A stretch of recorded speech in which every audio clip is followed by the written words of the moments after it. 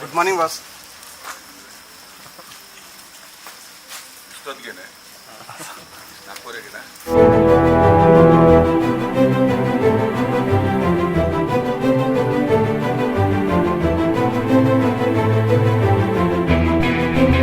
Very good morning.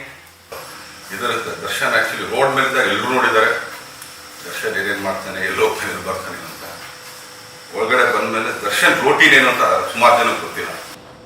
So ಅದೊಂದು ತಿಳಿಸೋದಕ್ಕೆ ಹಾಗೇನೆ ಕೆಲಸ ಶುರು ಇವತ್ತಿಂದ 2 ವರ್ಷ ಆಗಿದೆ ಕೆಲಸ ಶುರು ಮಾಡೋದಕ್ಕೆ ನಮ್ಮದೇನು ಪ್ರಿಪರೇಷನ್ಸ್ ಇರುತ್ತೆ ಇದಿಷ್ಟು ನಿಮ್ಗಳಿಗೂ ಗೊತ್ತಾಗಲಿ. ಯಾಕಂದರೆ ದೂರದ ಬೆಟ್ಟ ನುಣ್ಣಿಗೇನೋ ಎಲ್ಲರೂ ಏನೋ ಕೊಟ್ಟಿರ್ತಾರೆ ಅಂದರೆ ಸಾರುಗಳು ಬಿಡಮ್ಮ ಅವ್ರಿಗೇನೆಲ್ಲ ಕೊಡ್ತಾರೆ ಅಂತ.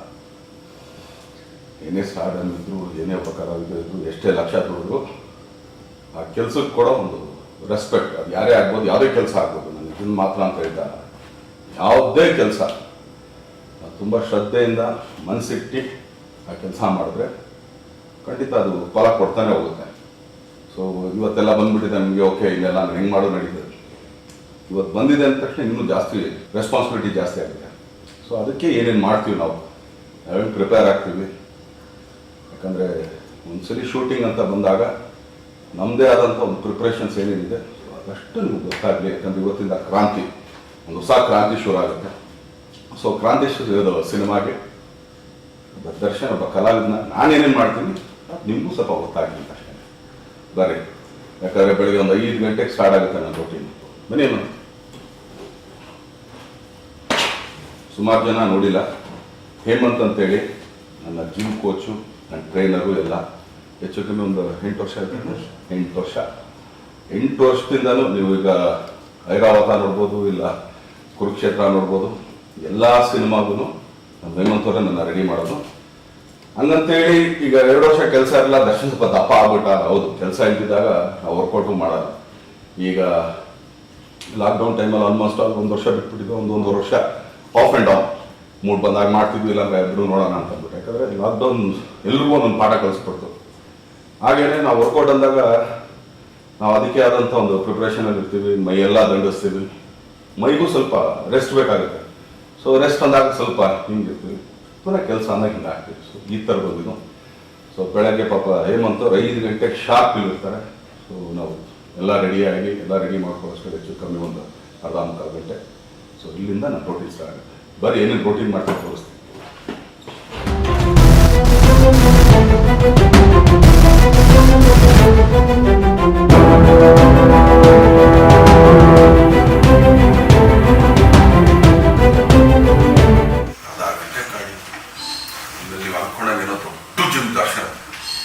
ಸರ್ವೇ ಸಾಮಾನ್ಯ ಮಕ್ಕಳು ವರ್ಕೌಟ್ ಮಾಡೋಕ್ಕೆ ಇರಿಸ್ಬೇಕು ಅಷ್ಟಕ್ಕೆ ರೆಡಿ ಮಾಡ್ಕೊಂಡಿದ್ದೀನಿ ಅಷ್ಟೇ.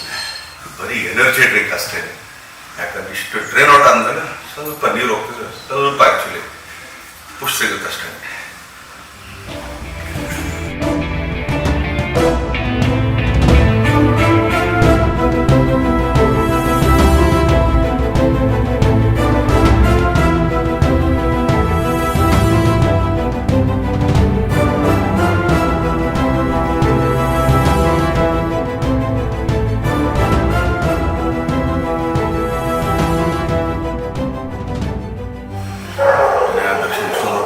ಕೆಳಗಡೆ ನಾವು ಸಣ್ಣ ಡಂಬಲ್ ಎತ್ಕೊಳಕ್ಕಾಗಲ್ಲ, ಬೇಗ ಮಾಡ್ಕೊಬೇಡ್ರಿ.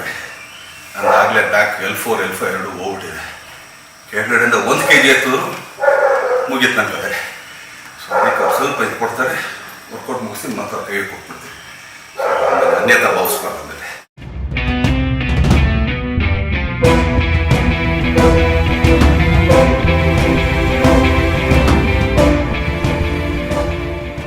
ಯೂಶ್ವಲಿ ವೇಟ್ ಟ್ರೈನಿಂಗ್ ಮಾಡಬೇಕಾದ್ರೆ ನೀವು ಎಷ್ಟು ಬೇಗ ಬ್ಯಾಕ್ ಟು ಬ್ಯಾಕ್ ಹೊಡಿತೀರಾ, ಮಸಲ್ ಇಂಪ್ರೂವ್ ಚೆನ್ನಾಗಿರುತ್ತೆ. ಯೂಶ್ವಲಿ ಈಗ ನಾನು ಅದಕ್ಕೆ ಹೊರಗಡೆ ನಾನು ಶೂಟಿಂಗ್ ಹೋದಾಗ ಇನ್ನೊಂದು ಹೊರಗಡೆ ಜಿಮ್ ಮಾಡೋದಕ್ಕೆ ಸ್ವಲ್ಪ ಇದು ಮಾಡ್ತೀನಿ. ಯಾಕಂದರೆ ನಾನು ಒಬ್ಬನೇ ಮಾಡಿ ಮಾಡಿ ಅಭ್ಯಾಸ. ಆಮೇಲೆ ಯೂಶ್ವಲಿ ವೇಟ್ ಟ್ರೈನಿಂಗ್ ಈಗ ನಾನು ಚೆಸ್ಟ್ ಮುಗಿದ ಪಡ ಪಡ ಪಡ ಪಡ ಪಡ ಪಡ ಪಡ ಹಿಂಗೆ ನಾನು ಮಾಡ್ಕೊಂಡು ಹೋಗೋದು. ಸೊ ಪಾಪ ಬೇರೆಯವ್ರಿಗೆ ಸ್ವಲ್ಪ ತೊಂದರೆ ಆಗುತ್ತೆ, ಅದಕ್ಕೆ ಸ್ವಲ್ಪ ಹೊರಗಡೆ ಕಮ್ಮಿ ನಾನು ಮಾಡೋದು. ಜಿಮ್ ಅಂದ ತಕ್ಷಣ ತುಂಬ ಮಲ್ಟಿ ಜಿಮ್ಮು ಅದು ಇದು, ಅಫ್ಕೋರ್ಸ್ ಈಗೆಲ್ಲ ಸ್ವಲ್ಪ ಚೇಂಜ್ ಆಗಿದೆ. ಅಂದರೆ ನನ್ನ ಎಕ್ಸ್ಪೀರಿಯನ್ಸ್ ಪ್ರಕಾರ. ಯಾಕಂದರೆ ನನಗೆ ನಿನ್ನೆ ಮೊನ್ನೆ ಎಲ್ಲ ಮೊದಲಿಂದನೂ ಮಾಡ್ತಿದ್ದೆ. ನಮ್ಮ ಮೈಸೂರಲ್ಲಿ ಭೀಷ್ಮ ಜಿಮ್ ಅಂತಿತ್ತು. ಅಂದರೆ ಗರಡಿ ಮನೆ ಒಳಗಡೆ ಒಂದು ಸಣ್ಣ ಜಿಮ್. ಅವಾಗೆಲ್ಲ ಈ ಎಕ್ವಿಪ್ಮೆಂಟ್ಸ್ ಯಾವುದೂ ಇಲ್ಲ. ಆಗಲೂ ಜಿಮ್ ಮಾಡ್ತಾಯಿದ್ರು. ಅವತ್ತು ಬಾಡಿ ಬಿಲ್ಡರ್ಸ್ ಇದ್ದರು. ಇವತ್ತು ಸ್ವಲ್ಪ ಈಸನಾಗಿದೆ, ಟೆಕ್ನಾಲಜಿ ಮುಂದೇನೂ ಬಂದಿದೆ. ಆದರೆ ನಂದು ಒಂದೇ ಒಂದು ಇದು, ಈ ಜಿಮ್ ಮಾಡಿದೆ ಇಲ್ಲಿ ಸರಿ ಹೋಗಲಿ, ಆ ಜಿಮ್ ಮಾಡಿದೆ ಅಲ್ಲಿ ಸರಿ ಎಲ್ಲ ಯಂಗ್ಸ್ಟರ್ಸ್ ಹೇಳ್ಕೊಡೋದು ಒಂದೇ, ನೀವು ಯಾವುದೇ ಜಿಮ್ಗೆ ಹೋದ್ರೂ ಕೂಡ ಕಬ್ಬಣನೇ ಹೊರಬೇಕು, ಅದು ಬಿಟ್ಟು ಇನ್ನೊಂದಿಲ್ಲ. ಸೊ ಜಿಮ್ಮಿಂಗ್ ಅನ್ನೋದು ಇಟ್ಸ್ ಅನ್ ಅಡಿಕ್ಷನ್ ಅಷ್ಟೇ. If you make it an addiction, ಅದೊಂದು ಒಂಥರ ಇವತ್ತು ನಾವು ವರ್ಕೌಟ್ ಮಾಡಲೇಬೇಕು, ನಾನು ಫಿಟ್ ಆಗಿರಬೇಕು ಅಂದಾಗ ಎಲ್ಲ ಥರನೂ ಇದೆ. ಸೊ ಯೂಶ್ವಲಿ ನಂದಲ್ಲ ಅಂತ ಡೈಲಿ ಒಂದು 2 hours ತೆಗೆದಿಟ್ಬಿಡ್ರಿ. ಆಮೇಲೆ ನೀವು ಅನ್ಕೋಬೋದು ದರ್ಶನ್ ಏನು ಶೋಕಿಲ್ಲ, ಎಲ್ಲ ಇದೆ, ಡ್ರಿಂಕು ಇದೆ, ಸ್ಮೋಕು ಇದೆ, ಇಲ್ಲ ಅಂತಲ್ಲ. ಬಟ್ ಲಿಮಿಟಲ್ಲಿದೆ ಅಷ್ಟೇ. ಎಲ್ರಿಗೂ ಹೇಳ್ಬೋದು ಸುಮ್ಮನೆ ಅದು ಇದು ಆಡುಂಬಳು ಅಂತ. ಲಿಮಿಟಲ್ಲಿದ್ದರೆ ಇಷ್ಟೆಲ್ಲ ಮಾಡೋಕ್ಕಾಗೋದು. ಇಷ್ಟು ವರ್ಕೌಟ್ ಮಾಡ್ಬಿಟ್ಟು ನೆಕ್ಸ್ಟ್ ಏನು ಅಂತ, ಇಷ್ಟು ವರ್ಕೌಟ್ ಮಾಡಿರ್ತೀವಲ್ಲ, ಕೆಳಗಡೆ ಪ್ರೋಟೀನ್ ಕುಡಿದ್ರೆ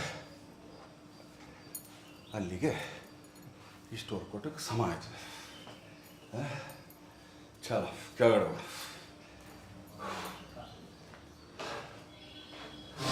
ಆಯಿತು. 5 ಗಂಟೆಯಿಂದ 7:30 ಇಷ್ಟು ಪ್ರೋಟೀನ್ ಆಯಿತು. ಇನ್ನೊಂದು 1/4 ಗಂಟೆ ಈಗ ಸ್ನಾನಕ್ಕೆ ಹೋಗಿ ಬರ್ತೀನಿ. ಆಮೇಲೆ ಇಲ್ಲಿಂದ ನ್ಯೂ ವೆಂಚರ್ ಕ್ರಾಂತಿಗೆ ಎಲ್ಲರೂ ಸೇರಿ ಕ್ರಾಂತಿ ಆಡ್ಕೊಂಡು ರೆಡಿ ಆಗಿ ಚಲೋ.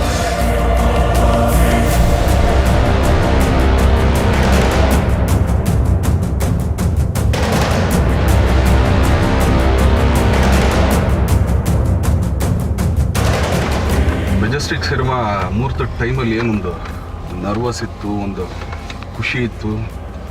ಸೊ ಇವತ್ತು ಸ್ವಲ್ಪ ಅದೇ ಥರ ಫೀಲ್ ಮಾಡ್ತಾಯಿದ್ದೀನಿ. ಏನಕ್ಕೆ ಅಂತಂದರೆ 2 ವರ್ಷ ಆಯ್ತು ಆ್ಯಕ್ಚುಲಿ ಕೆಲಸ ಮಾಡಿ, ಬಣ್ಣ ಹಚ್ಚಿ. ಸೊ ಎಲ್ಲ ಈ ಕೋವಿಡಿಂದ ಸ್ವಲ್ಪ ಸ್ಟೇಬಲಿಗೆ ಬರ್ತಾಯಿದೆ. ಸೊ ಇವತ್ತಿಂದ ಕ್ರಾಂತಿ ಸಿನಿಮಾ ಸಮಾಜದ ಕಳಕಳಿ ಇಟ್ಕೊಂಡು, ಅದು ಆಡಂಬರ ಇಲ್ಲದೇ ಇವತ್ತಿನ ಒಂದು ಹೊಸ ಕ್ರಾಂತಿ. ಮೀಡಿಯಾ ಹೌಸ್ ಶೈಲಜಾ ನಾಗೋರು, ಬಿ ಸುರೇಶ್ ಅವರು, ಆಮೇಲೆ ಹರಿದಿದ್ದು 2ನೇ ಸಿನಿಮಾ ಯಜಮಾನ ಆದಮೇಲೆ. ಸೊ ಸೇಮ್ ಟೀಮ್ ಒಂದಾಗಿ ಈಗ ಆ್ಯಕ್ಚುಲಿ ಇನ್ನೊಂದು ಸಿನಿಮಾ ಮಾಡ್ತಿದ್ವಿ. ಬರ್ರಿ, ಇನ್ನೂ ಕ್ರಾಂತಿಗೆ ಆ್ಯಕ್ಚುಲಿ ಈಗ ಹೊಡ್ತಾ ಇದ್ದೀವಿ.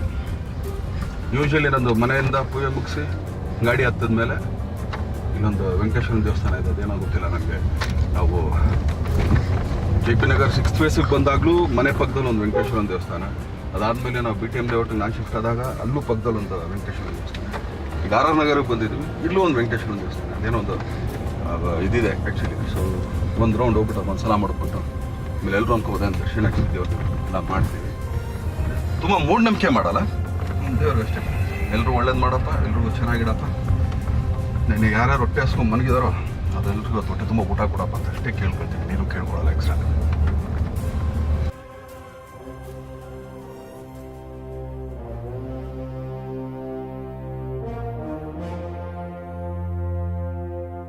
ಸ್ವಲ್ಪ ಆ ಕಡೆ ತೋರಿಸಪ್ಪ ನಮ್ಮ ಡೈರೆಕ್ಟರ್. ಈಗ ಆ್ಯಕ್ಚುಲಿ ಮೊದಲನೇದಾಗಿ ಫಸ್ಟ್ ಡೇ ಇದು ರೋಟೀನು, ಇದು ನಮ್ಮ ಜಾಗ. ನಮ್ಮ ನಿರ್ದೇಶಕರು ಇಲ್ಲಿದ್ದಾರೆ. ಫಸ್ಟ್ ಮ್ಯೂಸಿಕ್ ಡೈರೆಕ್ಟರ್ ಹೋದವ್ರು ಹೇಳ್ದಂಗೆ, ಬಟ್ ಈಗ ಇದು 2ನೇ ಸಿನಿಮಾ ಡೈರೆಕ್ಟ್ರು. ಸೊ ಏನು ಸರ್ ಕ್ರಾಂತಿ ಏನು ಮಾಡಬೇಕಂತ ಕಂಡಿದ್ರು ಸರ್? ಅಕ್ಷರ ಕ್ರಾಂತಿ ನೋಡ್ರಪ್ಪ. ಈಗ ಅಕ್ಷರ ಆ್ಯಕ್ಚುಲಿ ಏನು ಯಜಮಾನ ಮಾಡಿದಾಗ 8ನೇ ಕ್ರಾಂತಿ ಒಂದು ಮಾಡಿದ್ವಿ. ಸೊ ಈ ಸಲ ಒಂದು ಅಕ್ಷರ ಕ್ರಾಂತಿ ನಮ್ಮ ಡೈರೆಕ್ಟರ್ ಅಂತ ತೋರಿಸಿದ್ವಿ. ಈಗ ನಮ್ಮ ನಿರ್ಮಾಪಕಿ ಅವ್ರು ಕೂತಿದ್ದಾರೆ. ಅಮ್ಮ ಹೆಂಗ ಅನಿಸ್ತಾ ಇದೆ ಅಮ್ಮ 2 ವರ್ಷ ಆದ್ಮೇಲೆ? ತುಂಬಾ ಖುಷಿ ಆಗ್ತಾ ಇದೆ. ಫಸ್ಟ್ ಟೈಮ್ ಶೂಟಿಂಗ್ ಮಾಡುವಷ್ಟು ಖುಷಿ ಇದೆ. ಯಾಕಂದ್ರೆ ಹೆಂಗ್ ಅನ್ಕೊಂಡಿದ್ದೀರಮ್ಮ ಕ್ರಾಂತಿನ? ಕ್ರಾಂತಿ ಮಾಡೋಣ ಸರ್, ಒಂದು ರೆವಲ್ಯೂಷನ್ ಮಾಡೋಣ. ಇಷ್ಟು ವರ್ಕೌಟ್ ಮಾಡಿದ್ಮೇಲೆ ದರ್ಶನ್ ಏನು ತಿಂತಾನೆ ಅಂತ ಅಂದ್ಬಿಟ್ಟ ಇದೇ ತಿನ್ನೋದು. ಆ್ಯಕ್ಚುಲಿ ಸ್ಪೆಷಲ್ ಫುಡ್ ಏನಲ್ಲ. ಮನೇಲಾದರೆ ಟಿಫನ್ ಮಾಡಲ್ಲ. ಏನಕ್ಕೆ ಅಂತಂದರೆ ಮನೇಲಿ ಒಂದೇ ಒಂದು ಐಟಮ್ ಇರುತ್ತೆ. ಆ್ಯಕ್ಚುಲಿ ಒಂದು ಅರ್ಧ ಇಡ್ಲಿ, ವಡೆ. ವರ್ಕೌಟ್ ಮಾಡಿದ್ರು ಡಯಟ್ ಅಂದರೂ ವಡೆ ಇರಲೇಬೇಕು. ಅದಾದಮೇಲೆ ಇನ್ನೊಂದು 2 ಏನೇನು ಐಟಮ್ ಇದೆ? ಉಪ್ಪಿಟ್ಟು, ಅವಲಕ್ಕಿ ಬಾತು, ದೋಸೆ. ಇದೆಲ್ಲ ಇಷ್ಟು ತಿಂದರೆ ಟಿಫನ್ ಮಾಡೋದು ಅನ್ಸುತ್ತೆ. ಬನ್ನಿ ಟಿಫನ್ ಮಾಡುವ.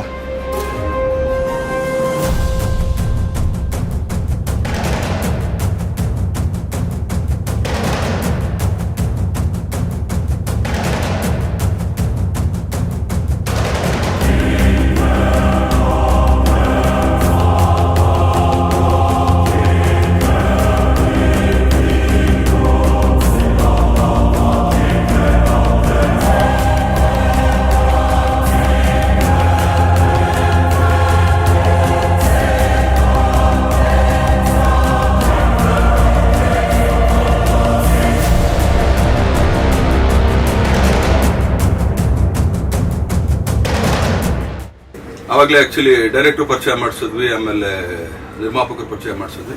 ಈಗ ನಮ್ಮ ನಾಯಕ ನಟಿಯವರು ಬಂದಿದ್ದಾರೆ, ರಚಿತಾ ರಾಮ್ ಅವರು. ಒಫಿಷಿಯಲ್ ಕನ್ಫರ್ಮೇಶನ್ ಇದು. ಫಸ್ಟ್ ಟೈಮ್ ಮ್ಯಾನಿಟಲ್ ಬಂದು ಕುತ್ಕೊಂಡು ಈ ತರ ಒಂದು ಇಂಟರ್ವ್ಯೂ ಮಾಡಿದ್ರು, ಇದೇ ಒಂದು ಖುಷಿ ನನಗೆ. ಒಂಥರ ನನ್ನ ಸಿನಿಮಾನೇ, ಬಟ್ ನಾನು ಕ್ಯಾಮ್ರಾ ಹಿಂದೆ ಇರ್ತೀನಿ. ಅವಾಗ ಬಂದು ಹೋಗ್ತೀನಿ, ಸೆಟ್ಟಿಗೆ ಬರ್ತೀನಿ, ಪ್ರೊಡ್ಯೂಸರ್ಗೆ ಸ್ವಲ್ಪ ಹಿಂಸೆ ಇಡ್ಬೋದು, ಖಂಡಿತ ಡೈರೆಕ್ಟರ್ ಇರ್ಬೋದು. ಖಂಡಿತ ಸರಿಗಿರ್ಬೋದು. ಮತ್ತೆ ಡೈರೆಕ್ಟರ್ ಸರ್, ಪ್ರೊಡ್ಯೂಸರ್ ಮೇಡಮ್, ನಮ್ಮ ಅಣ್ಣನಿಗೆ ತುಂಬಾನೇ ಕಷ್ಟ ಕೊಟ್ಟು ನಾನು ಬಂದು ಕಿಡ್ನಾಪ್ ಮಾಡ್ಕೊಂಡು ಹೋಗ್ತಾ ಇರ್ತೀನಿ. ನಮಗೆ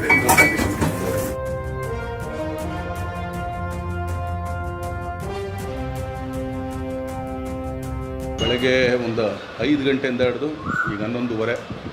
ಸೊ ಇವತ್ತಿನ ಒಂದು ಕೆಲಸ ನಂದು ಏನೇನಿದೆ ಎಲ್ಲ ತೋರಿಸಿದ್ದೀನಿ. ಮತ್ತು ಮೂರ್ತಾಗಿದ್ದಕ್ಕೆ ಬರೀ ಇಷ್ಟಿಗೆ ಮುಗಿದಿದೆ. ಇನ್ನೊಂದು ದಿನ ಆ್ಯಕ್ಚುಲಿ ಬೆಳಗ್ಗೆಯಿಂದ ಹಿಡಿದು ಶೂಟಿಂಗ್ ಹೋಗಿ ಬಂದು ಏನೇನು ಮಾಡ್ತೀನಿ ಇಷ್ಟೂ ಒಂದ್ಸಲಿ, ಯಾಕಂದರೆ ನಿಮಗೂ ಸ್ವಲ್ಪ ಗೊತ್ತಾಗಲಿ ನಾವು ಏನು ಮಾಡ್ತೀವಿ ಅಂತ ದೊಡ್ಡದಾಗೇನು ಮಾಡಲ್ಲ, ಸಣ್ಣದಾಗಿ ನಮ್ಮ ಕೆಲಸದ ಮೇಲೆ ನಾವೇನು ಮಾಡ್ತೀವಿ, ಸೊ ಕೆಲಸ ಹೆಂಗಿರುತ್ತೆ, ಸೊ ಇದ್ರ ಬಗ್ಗೆ ಹೇಳೋದಕ್ಕೇ ಇನ್ನೊಂದ್ಸಲಿ ಖಂಡಿತ ಸಿಗೋಣ. ಇವತ್ತಿಂದ ಕ್ರಾಂತಿ ಸ್ಟಾರ್ಟ್ ಆಗಿದೆ. ಸೊ 2 ವರ್ಷ ಆಯಿತು ಸಿನಿಮಾ ಮಾಡಿ. ಸೊ ಇದು ಬೇರೆ ಆಯಾಮ ಇರೋಂಥ ಒಂದು ಸಿನಿಮಾ. ಸೊ ಇದಕ್ಕೆಲ್ಲ ನಿಮ್ಮ ಪ್ರೀತಿ, ಪ್ರೋತ್ಸಾಹ, ಬೆಂಬಲ, ಆಶೀರ್ವಾದ ಕೊಡಿ. ಯಾಕಂದರೆ ಹರಿಕೃಷ್ಣ 2ನೇ ಸಲ ಮಾಡ್ತಾ ಇರೋದು. ಸೊ ಅದೇ ಸೇಮ್ ಟೀಮ್, ಆ್ಯಕ್ಚುಲಿ ಯಜಮಾನ ಏನು ಟೀಮ್ ಇತ್ತು ಅದೇ ಟೀಮ್ ಮಾಡ್ತಾಯಿದ್ದೀವಿ. ಇದರಲ್ಲಿ ಸ್ಪೆಷಲ್ ಏನಂತಂದರೆ ರವಿ ಸರ್ ಇದ್ದಾರೆ, ಆಮೇಲೆ ಸುಮಮ್ಮ ತುಂಬ ಒಳ್ಳೆಯ ಪಾತ್ರದಲ್ಲಿ, ಹಾಗೆಯೇ ರಚಿತಾರಾಮ್ ನಾಯಕಿ ಮಾತಾಡ್ಸಿದ್ದೀನಿ. ಇವರೆಲ್ಲ ಸೇರಿ ಇನ್ನೂ ಒಂದು ಕಲಾವಿದರ ದಂಡೇನೇ ಇದೆ. ಸೊ ನಿಮ್ಮ ಆಶೀರ್ವಾದ ಸದಾ ನಮ್ಮ ಮೇಲಿರಲಿ, ಕನ್ನಡ ಚಿತ್ರರಂಗದ ಮೇಲಿರಲಿ ಅಂತ ಕೇಳ್ಕೊಳ್ತೀವಿ.